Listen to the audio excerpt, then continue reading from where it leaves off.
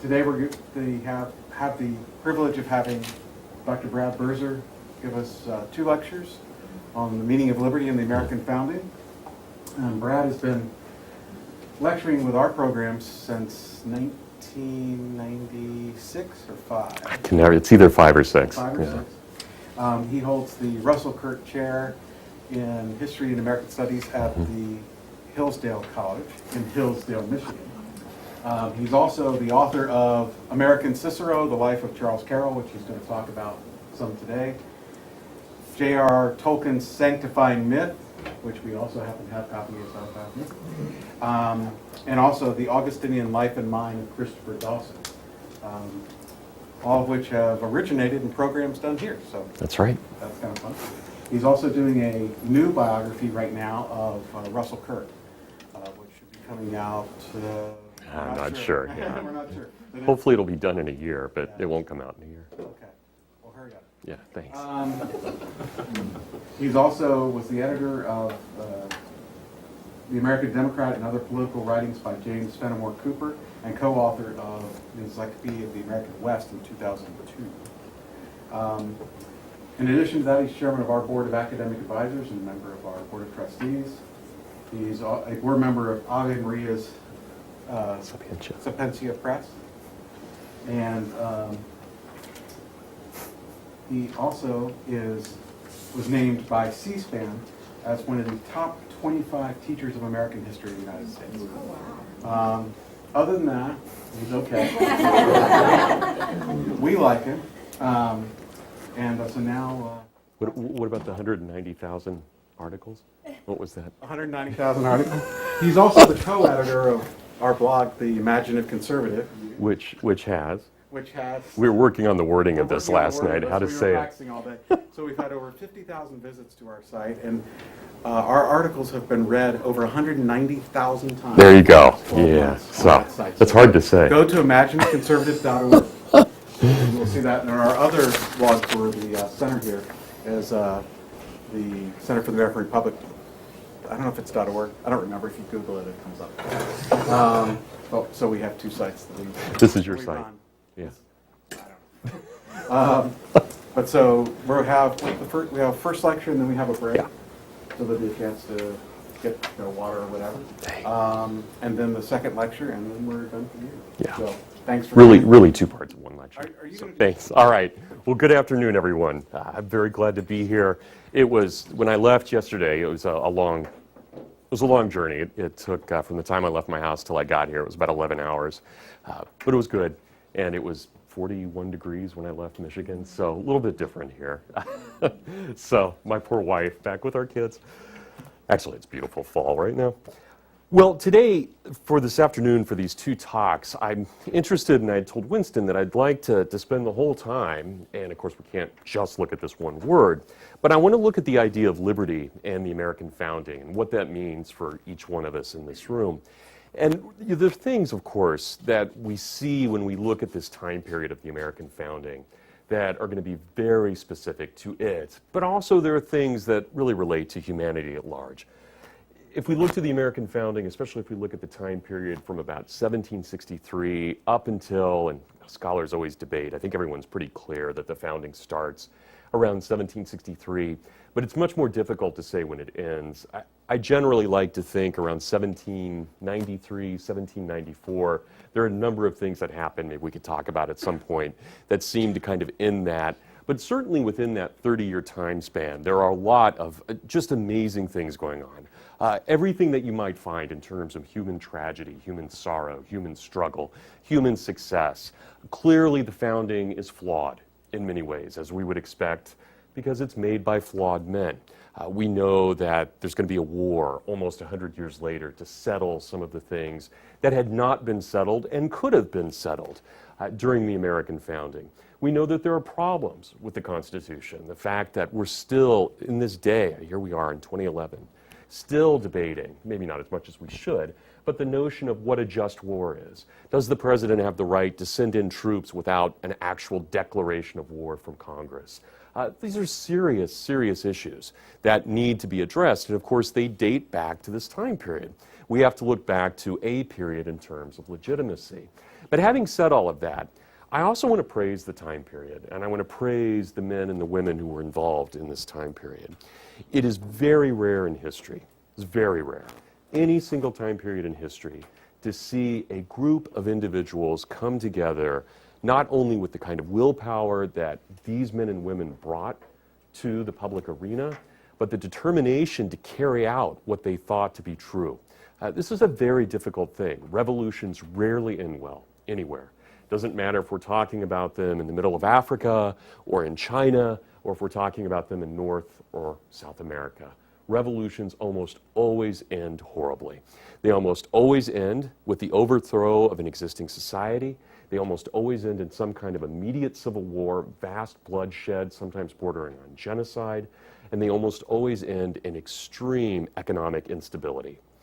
There are countries in the world that 100 years later are still, sometimes 200 years later, as in the case of France, that are still suffering from their revolutions, still dealing with problems. Russia will be dealing with problems for a very long time because of its revolutions of 1917 and after that. Mexico has had one revolution after another, mostly in the 19th century, but then of course in the early 20th century. They will be dealing with this for a very long time. Cambodia, which saw the most violent revolution in modern history in 1975, will be dealing with this for probably the next 1,000 years. So all of these things, this is the norm of revolutions. Revolutions almost always end in chaos and tyranny. They almost always end in instability.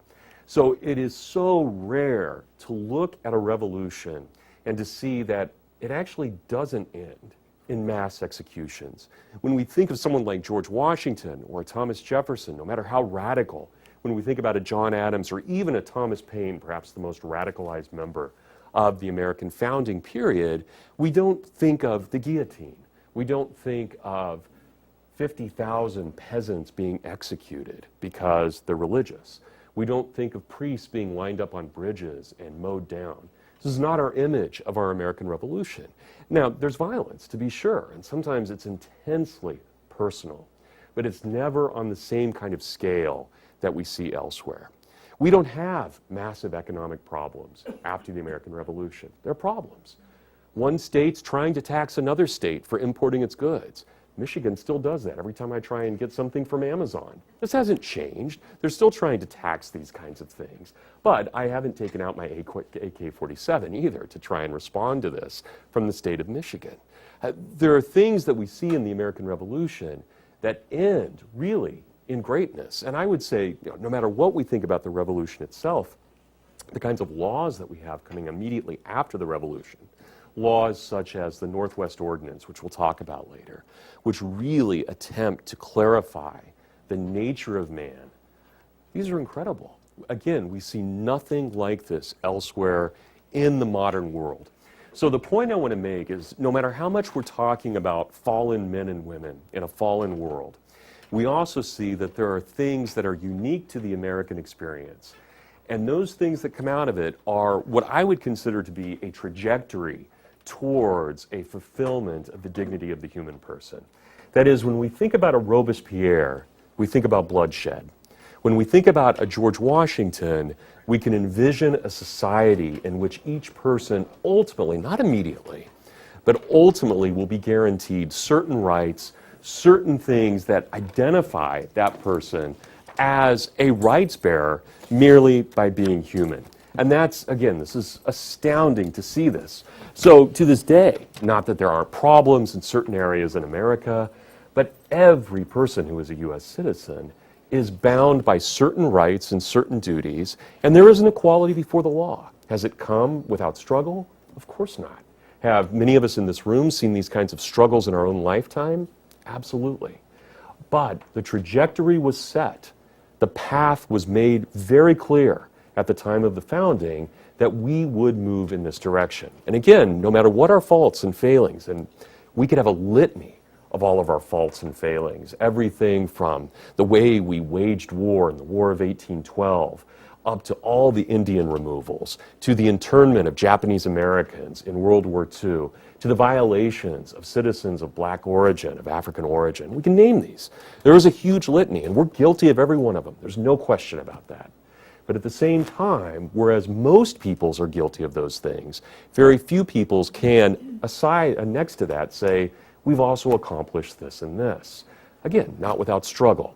So there has been a trajectory that I think really started at Plymouth Rock, 1620, and has gone not without interruption, but really until this present day.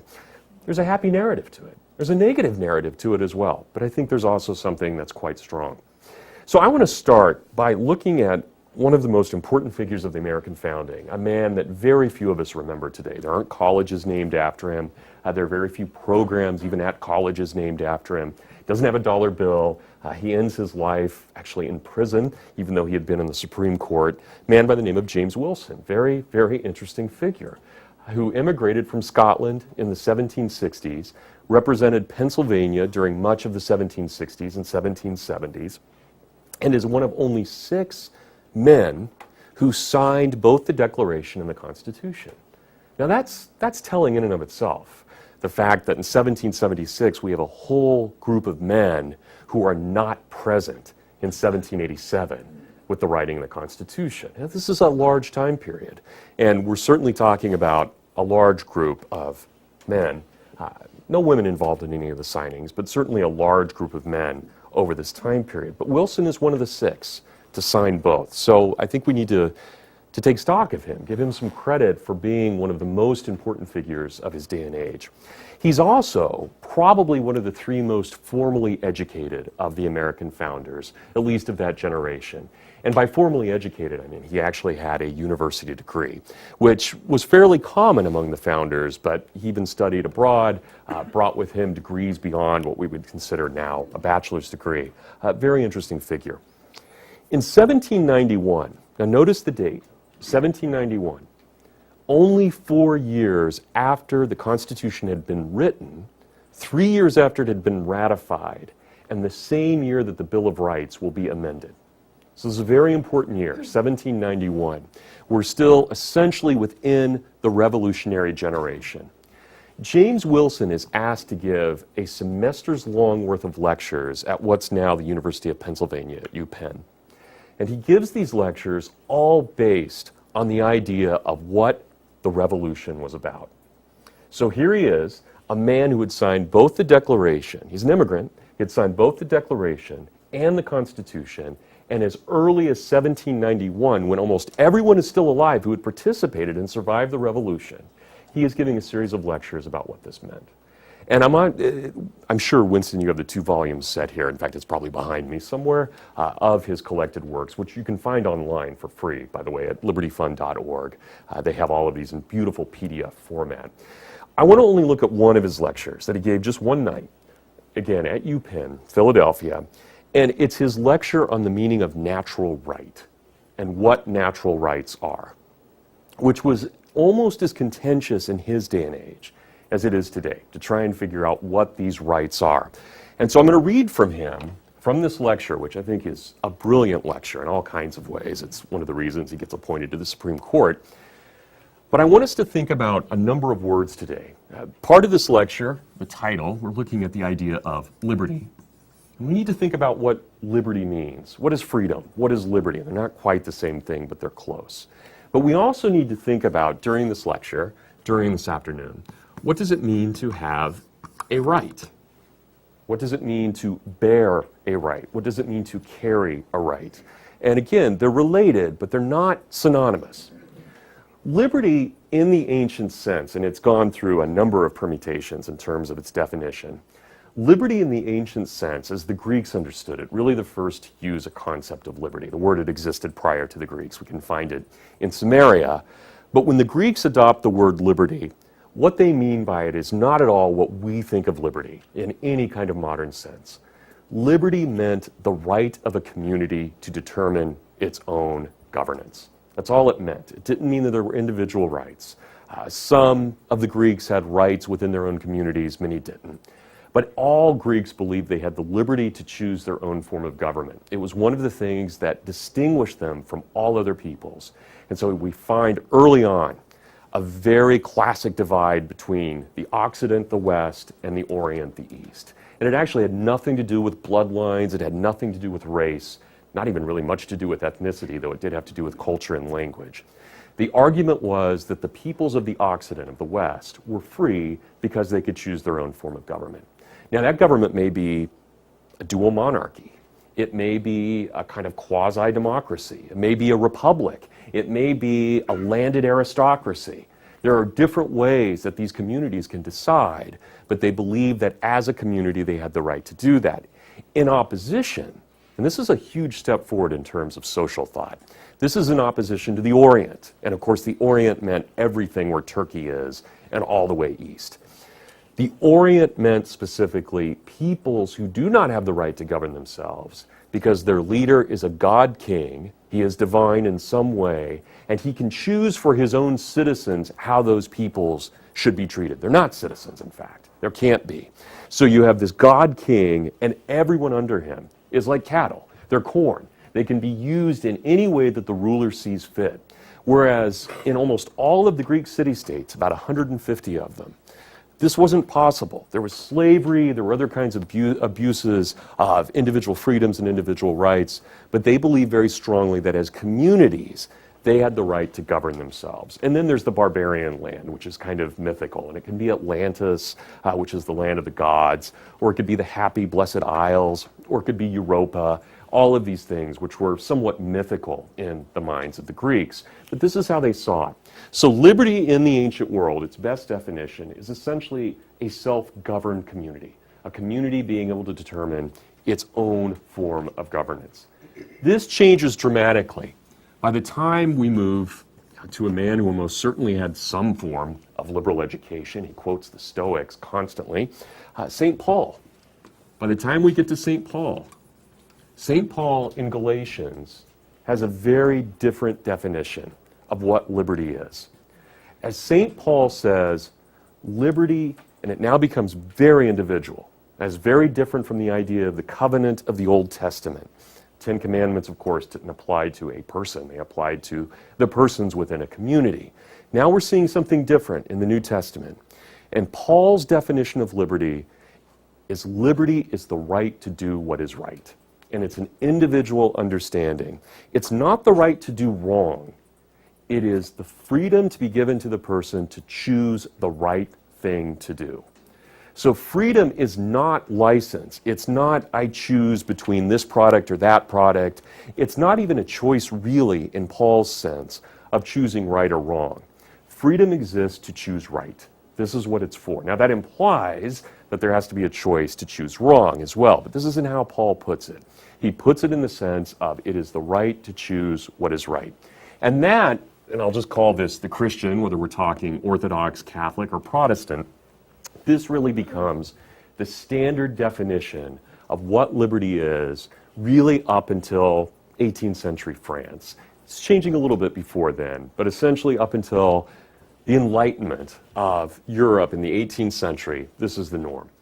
Now, by the time we get to the modern world, so we get up to basically the last 250, last 300 years, now liberty means something that probably, and I don't watch Glenn Beck, but I'm guessing someone like Glenn Beck would argue for this, that liberty is essentially the right to do whatever one wants as long as you don't harm another person in the process. And that's become a very modern understanding of liberty. So I can do whatever I want as long as the recipient of my action has reciprocated in that. It can be decadent, it can be moral, whatever it is, as long as we have two consenting people involved and a third is not harmed, then this is a new form of liberty. So it's no longer the right to do what is right. It is really the right to do what one wills rather than what one ought. And this is how it would have been distinguished. Paul would have said that liberty is to do what one ought to do. Modern liberty is what one wants to do. So this is the distinction. Now, when we jump back to 1791, we find a good Presbyterian like James Wilson coming out of Scotland, who's also been heavily influenced by the Scottish Enlightenment, especially by people like Adam Smith and the skeptic David Hume. We find that we're going to start seeing a number of different things coming together. Calvin and Smith don't always work beautifully together. Sometimes there's some tension between John Calvin and especially David Hume. There's some great tension between them. And then you bring it over to an American soil, and it gets much more complicated as well, because we now have a tradition in America up to this point, at least the whites of this continent do. They have a tradition of governing themselves for roughly 5 generations at this point. And that means that they have an experience that is in the memory of their parents, their grandparents, their great-grandparents, and their great-great-grandparents. So this is still relatively fresh in their minds. So combine all of these things. And here we have James Wilson lecturing in 1791 at the University of Pennsylvania. Government, he says, opening line, I love this, there's no ambiguity in this. Government, in my humble opinion, you have to know James Wilson, but there's nothing humble about him. Government, in my humble opinion, should be formed to secure and to enlarge the exercise of the natural rights of its members. And every government which has not this view as its principal object is not a government of a legitimate kind. Now that's pretty direct. Unless a government's principal object is to secure the natural rights of the individuals within that community, it is not a legitimate government. Now that's opening up a lot. I can guarantee you yesterday, when I had to go through the TSA checkpoint at Detroit, the TSA agent was not in any way respecting a single natural right I have. He did not respect my life, my liberty, or my pursuit to happiness, believe me. So, did I fight? Well, of course not. I wanted to come here. I didn't want to spend the night in a Detroit jail. Probably nobody wants to spend the night in a Detroit jail. So, what does this mean, that I have this natural right? According to James Wilson, I was violated in many ways yesterday. All right, so let's think about that. So, let's augment this, change this a little bit, and we'll say not just a right, but a natural right. And this becomes a very difficult concept because there's all this experience. The colonists have been governing themselves for 5 generations. But when we talk about something like natural right, it seems to be pretty abstract and metaphysical. It sounds like something that is safe to discuss in a classroom, but not necessarily when you're being frisked by a TSA agent. So at what point is this real, and at what point is it just theory? Now, let me continue his lecture. Right? So government, sole purpose, that's sole purpose, it has no other, to protect the natural rights of its citizens. If it does not do that, it's illegitimate. So one of the men who signed the 2 documents, one of the 6 men. In his unrelated state, man always has a natural right to his property, especially to his character. Now again, that starts complicating things. To his character. We don't see that in the Declaration of Independence. Right? The right to life, liberty, and a man's character. Doesn't say that. So what does Wilson mean? A man has a natural right to his property, that is, to his character, to liberty, and to his safety, from his peculiar relations. As a husband, as a father, as a son, he is entitled to peculiar rights, and he is obliged to peculiar duties. These will be specified in their due course of this lecture, and I'm not going to get into that now, but let's think about that for a moment. So it's not just the fact that I'm a man, and it's clearly not the fact that I'm a white man, and it's clearly not the fact that I'm a white man who happens to have grown up in Kansas, now speaking in Texas, and I hold American citizenship. Something else is going on here. From James Wilson's perspective, I have rights that are specific because I'm a father, because I'm a professor, because I'm a husband. But notice what he says as well. Every one of those rights corresponds with some duty. Now, it gets really complicated. This doesn't become that easy picture of life, liberty, and the pursuit of happiness. There's a lot more going on here. So what does that relationship mean? And notice again, I think this is critical to his understanding. It's not in the abstract. How do my rights exist? My rights exist because I am in relationship with others. In other words, a man does not have rights on his own, no matter how endowed he is with rights. He has rights because he's in a community. And the rights help govern the relations within that community, whether it's marriage, family, state. This is where rights come from. So let me break this down for a moment. Where do we get the word right? I mean, isn't that an interesting thing that we use? I have the right to this. I remember, and I really don't listen to talk shows much, but I remember almost a decade ago now when I was driving in between Bloomington, Indiana and Fort Wayne, Indiana, listening to some show where someone called in and said, I have a right to have the grass on public spaces cut because I have asthma. Wow, that's a new one to me, that you have a right to that. I didn't know that. So what do we mean by this? Where does this idea of right come from? And this is where we see that, like the idea of liberty, this thing has a history in and of itself. There can be no rights without an understanding of man within community. In other words, a man on an island by himself, as Aristotle said, is going to be either a beast or a god. He's not a man because he's not in relation. There is no relationship there. He is a man alone. There's no reason for him to have rights. He can't have rights. Rights come in a context. So where does the word right come from? It actually comes from the ancient virtue, which is, in my mind, a truthful virtue, ancient or not, the idea of justice. Justice, in its classical definition, which we find in Plato, as well as in the Book of Wisdom. Now, if you're Protestant, in that Apocrypha, if you're Catholic or Orthodox, in, which I can never say right, the Deuterocanonical books, in the Book of Wisdom, it says quite clearly what justice is. Justice is giving each man his due. It's the classical definition of justice. From Plato's perspective, it's not debatable. How it's implemented in this world's debatable. But the idea of justice is not debatable. There is a justice. We'll always reach for it, and we'll always miss it. But it's our duty to reach for it. Now think about that definition, to give each man his due. Well, how do you know a man's due? You only know the man's due if you know his place in relation to another. Only if you know he's higher than the animals and lower than the angels. Only if you know that he is spirit as well as flesh. Not one or the other, but both at the same time. Once you know those things, once you know that man is capable of the most heinous crimes and the most glorious things imaginable, once you know that, you know man's place. And once you know that place, you know his right, because he has been defined as a thing. So each one of us in this room, by the mere fact of being human, is in fact endowed with certain rights. That's all it takes. We're human. We can speak. We have the capability of rationality because we can speak to one another. We can communicate. We can transmit these ideas. But we also have different rights.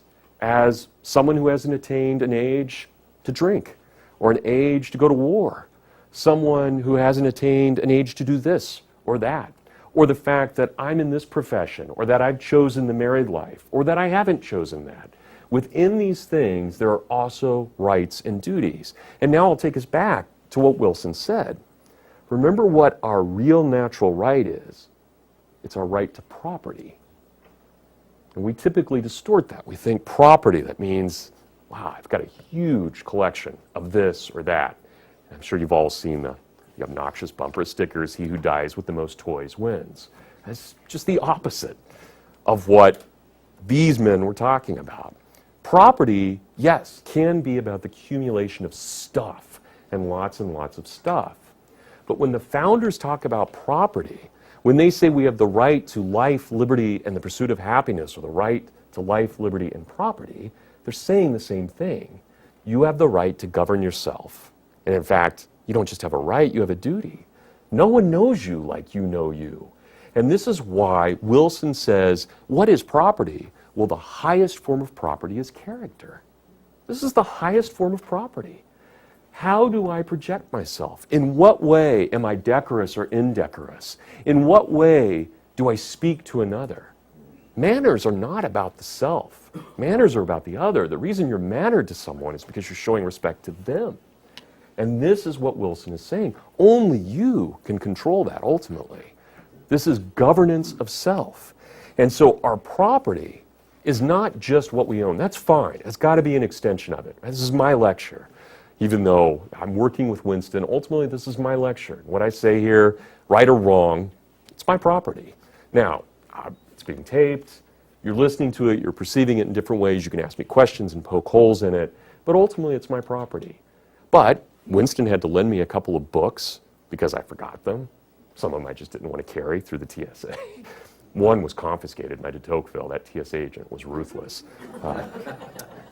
So property is not just about stuff. Right? It really is about self. And you can imagine an extremely Protestant people hugging the North Atlantic coastline, a people who think that they have every right to determine their understanding of their faith with their God. They don't want a bishop interfering, and they certainly don't want a king interfering with that. This is their life, and they understand that. Now, they're not radical individuals. We don't think of the Puritans as running around cutting each other's heads off. Well, they did to the Jesuits, but not each other. They're not wild in that sense. They have a very cohesive community. So, in a sense, they're radical individualists who believe in community as well. That's part of the American experience. They understand this. They understand the nature of character. And we can look, again, peculiarly American in this way. I'm sure this happens elsewhere, but it's steady in America. If you look at people traveling on the Oregon Trail, just think about what this would entail. Basically, a little over 2,000 miles. It's a roughly 6-month journey. The moment you leave Independence, Missouri, you're in no law, at least no law known by civilized man at that point. You're going through a territory that is overrun by buffalo. Even the vast nomadic tribes of the plains rarely live on the plains. They live elsewhere, come in, hunt, and leave. This is truly a wild land. And what do we see on the Oregon Trail? All hell breaking loose? Is that our image of pioneer women? It's amazing. It's one of the most conservative, stable societies ever. There are very few violations of laws, very few violations of rights. We know by looking at diaries, and a very good constitutional historian by the name of John Philip Reed has done this. It's his hobby. His real line of work is actual constitutional history, but his hobby is looking at law in the West. He has shown over and over again that when there were violations on the Oregon Trail, almost always there was due process of law, there was some kind of trial, a jury was appointed, things were taken care of. These people were deeply conservative. They knew their laws, they knew their rights, they knew their duties, and they maintained a semblance of order, a pretty good semblance of order. So this is part of that American character, and we can trace it all the way back, I think, to Plymouth Rock. So let me finish just a little bit more on this with James Wilson, because I love, now he starts getting a little bit more radical here. He makes a statement. Property, right, character, property must almost always be purchased. But reputation, without doubt, is always purchased. Liberty and life are the gratuitous gifts of heaven, but reputation must be purchased. Now that's an astounding statement. God has given us our life, and He's given us freedom, but what we do with it must be earned through great sacrifice. Now that's going to complicate things even more when we start thinking about this nature of freedom and of rights. And here's Wilson. Now, I'm sure most of you are familiar with this, but the issue of allowing slavery in these United States was never an easy thing by any means. And I'm always struck, if you just look at the summer of 1787 in Philadelphia, you have the Constitutional Convention meeting having really a knockdown, drag-out fight about the meaning of slavery and what would that mean in the American experiment. And just a few blocks away in the Continental Congress, on July 13th of 1787, you have a unanimous vote abolishing all slavery north and west of the Ohio River. There's two foundings going on here, blocks away at the exact same moment in time. This was not an easy issue for anyone. Wilson, who had signed the U.S. Constitution, but had very much been against allowing slavery to exist, especially in South Carolina and Georgia, wrote, now remember, 1791, slavery always and everywhere is illegal and unauthorized. It is repugnant to the very principles of natural law, and it is repugnant that such a state could ever subsist in any social system. So we're starting to get a little bit more radical. And then he makes a statement. This is the end of his lecture. And this is one of those, when I read this 2 or 3 years ago for the first time, it put a lot together for me. How is it you can have these people who are farmers, who are very conservative people, who are probably the most, well, we know they're the most literate people in the world at the time. We know they're the most church-going people at the time in the world. How can they take up arms against their own government, against the British, and fight? It's not easy for anyone, even the most radical among us. And this is what he says right after he talks about slavery, and this is the end of his lecture on this. It's brilliant. As a man is justified in defending, so he is justified in retaking his property or his relations, his character, when they have been taken unjustly from him and detained. Now let me repeat that, because that is a very important sentence. As a man is justified in defending, so he is justified in retaking his property, his character, his peculiar relations when they are unjustly taken and detained. In other words, not only have you been given this gratuitous gift freely by God, this gift of life and liberty, but you have the duty to create your own reputation. You have the duty to perfect, to the best of your ability, that reputation that can only happen in community, that can only happen in relationship, one person to another. And yet, what is the American founding about? It's not about overthrowing an existing system. It is arguing that the system that exists failed, and we have to return to the point where it failed and purify it from that point. In other words, the revolutionaries did not see themselves as overturning all that had come before them, but instead in taking what was already rightfully theirs but had been stolen from them. In other words, they were purifying. So let me give you another, and I think this is great, the way this is put. This was from a series of letters that were written by one of James Wilson's friends, Charles Carroll of Carrollton, who was the signer, one of the signers of the Declaration from Maryland. And Carroll in 1776 writes a series of articles that actually had not been reprinted until last year, a series of articles that were thrown throughout, they were distributed throughout the colonies at the time, and they had a huge influence. And the date's not accidental. They were published at the end of March and the beginning of April of 1776. Maryland declared independence pretty quickly after that. And then, of course, federal government, being very worried that the states would declare independence without them, they're always behind things. Then, on July 2nd, they declared independence. July 4th, they declared it formally, and then on August 2nd, they signed it, in large part because they were worried the states were getting it out of control. But this is, regardless, this is Carroll, and these are a great series of letters that he wrote. He's a very, very good writer. He was, along with James Wilson, as I said, one of the three most formally educated men. This was a man who actually had a master's degree in philosophy from a French university, studied then civil law, got a degree in civil law at a French university, then went to the Inner Temple in England and studied the common law as well, though he decided not to get a degree. He came home early. Well, actually, he'd been gone for 17 years, but he thought that was enough. So he writes, 1776 is, I think, one of the best statements I've seen about the meaning of the American founding. Oppressions must be grievous and extensive before the body of the people can be prevailed on to resist the established authority of a state, or the pernicious tendency of unexperienced measures, very evident indeed when opposed by considerable numbers alone.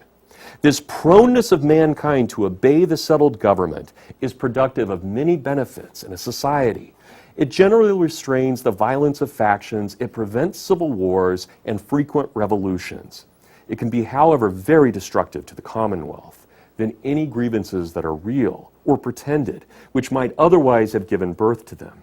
Changes in a constitution ought not be lightly made, but when corruptions have long infected the let me repeat that. But when corruptions have long infected the legislator and the executive, when these pervert the public treasury to the worst of purposes and fraudulently combine to undermine the liberties of the people, if they tamely submit to such misgovernment, then we may fairly conclude that the bulk of the people deserves its slavery. In this extremity, however, it is not only lawful, but it becomes the duty of every honest man to unite in the defense of liberties, to use force if force should be required. Why? To suppress such enormities and to bring our Constitution back to the purity of its original principles. Now again, it's very telling. This is not about creating a brave new world.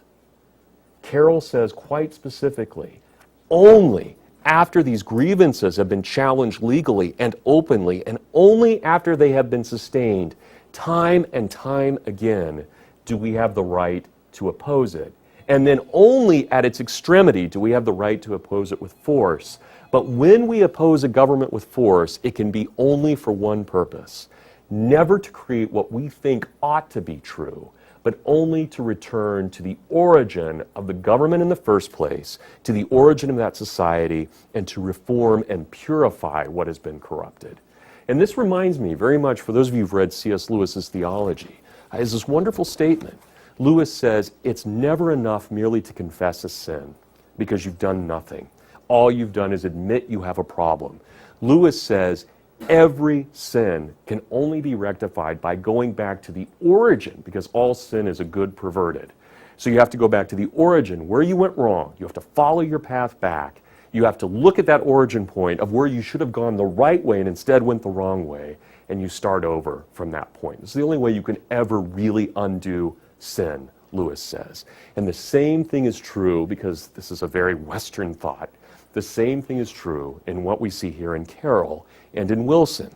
We have to be able to go back, not to overturn, because then we're merely presenting our will of what we think is correct. We can't do that. Instead, we have to return to what has been handed to us over generations, spot the corruption, and clean it up from the moment the corruption began. This is the only possibility. And so when we look at the founding period, this is essentially what the founders were looking at. They needed that return to what was true and what worked. So let me, and we'll conclude this section here. I want to read from a letter, I think a great letter, and we'll take a quick break. A letter from Thomas Jefferson, which he wrote in 1825, trying to explain to a friend of his how the American founders had come up with the idea of the Declaration, and he specifically. So he's a year away from his death, in fact, a little less than a year away from his death. He doesn't know this, of course, but he's asked by a fellow Virginian, what was it that inspired you to write the Declaration? And his answer is telling for all kinds of reasons. One, it's humble, and that's, if Jefferson's ever being humble, you need to take him very seriously, because that's very rare. And he's very open about what he was trying to do in this statement, which, to this day, is one of the greatest statements ever written about the nature of man in the Declaration. That's beautiful. It's actually, if you notice the pattern of it, because it's good oratory, it's good rhetoric, it's patterned after the Lord's Prayer. The whole Declaration of Independence is patterned after the Lord's Prayer, with the idea and identity of the sovereign, and then with the petition and the grievances, and then going back to a pledge to the sovereign. It's a perfect rhetorical structure, and in fact, rarely do people talk about this, but if you've ever taken a Bible as lit class, the Our Father, the Lord's Prayer, is the perfect rhetorical argument. It's also, if you're Christian, it also happens to be totally true. But even from a very objective standpoint, it's an incredible, incredible speech. So here's Jefferson. What did this mean, this declaration? This was the object of the Declaration of Independence, not to find out new principles or new arguments never before thought of, and not merely to say things which had never been said before, but to place before mankind, and that in and of itself is important. Notice what he says here. This is not to place before the English free people of the North Atlantic coastline, but to place before mankind the common sense of the subject in terms so plain and firm as to command their assent and to justify ourselves in the independent stand we were compelled to take. These aren't yahoos. These are not people who one day got fed up and were bored and took up their guns and started shooting British officers. This was a very, very long time in developing and coming. And Jefferson is saying, we didn't have a choice. In fact, we can talk all we want about rights. In the end, it was our duty to do this. And I'll take us back for a moment to Lexington Green at 4:20 in the morning on April of 1774. This was not a deliberate decision where the men of Lexington said, there are a group of 600 Marines who are going to be marching through in the middle of the night. Let's open fire on them. This was a very difficult decision. They spent close to 8 hours debating what to do when the Marines actually came. And of course, nothing went according to plan. This is not, and yet it was so deeply American in almost every way, but it was also human. So we had to justify ourselves in the independent stand we were compelled to take, neither aiming at originality of principle or sentiment, nor yet copying from any particular and previous writing. The Declaration was intended to be an expression of the American mind and to give to that expression the proper tone and spirit called for by the occasion. All of its authority, and again, notice the language here. Jefferson is not tempering this in any way. All of its authority, so everything that exists in the Declaration, every idea, all of its authority rests then on the harmonizing sentiments of the day, whether expressed in conversation, in letters, in printed essays, or in elementary books of public right. These are the ideas of Aristotle, Cicero, Locke, and Sidney. Now, we may not know all of those names. I'm sure they're all familiar to us, especially Aristotle, Cicero, and Locke.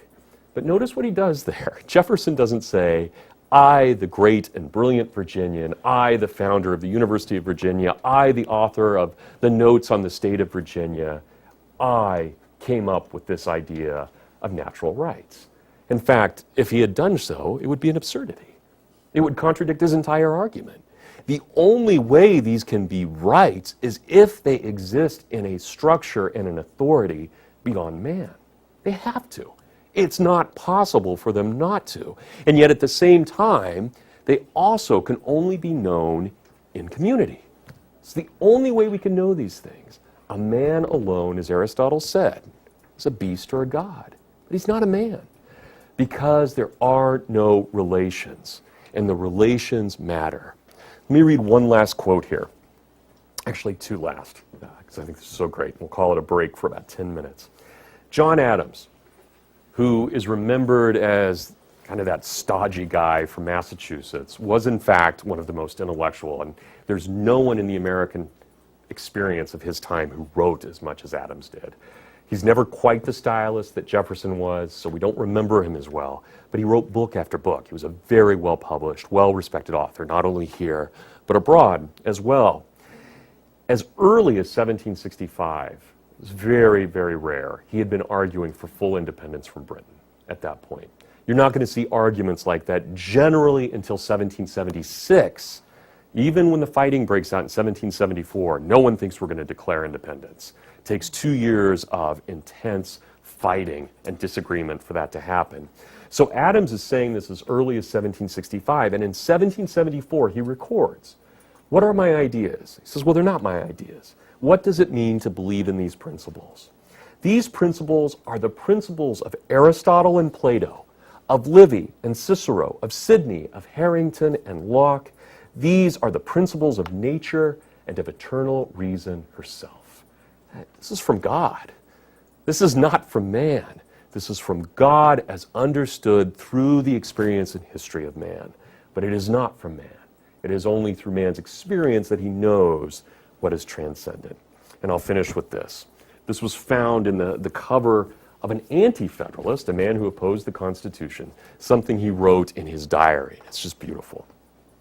We do not by declarations change the nature of things.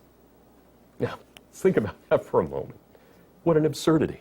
I declare this to be true. Well, in your little fantasy land, that's great. But you can't do that all the time. Right? And if you want to actually work with people, you can only declare what is true. In other words, the truths that we find in the founding are not truths that we created. They are truths that were discovered. And they'll be forgotten, and they'll be discovered again. This is the nature of man.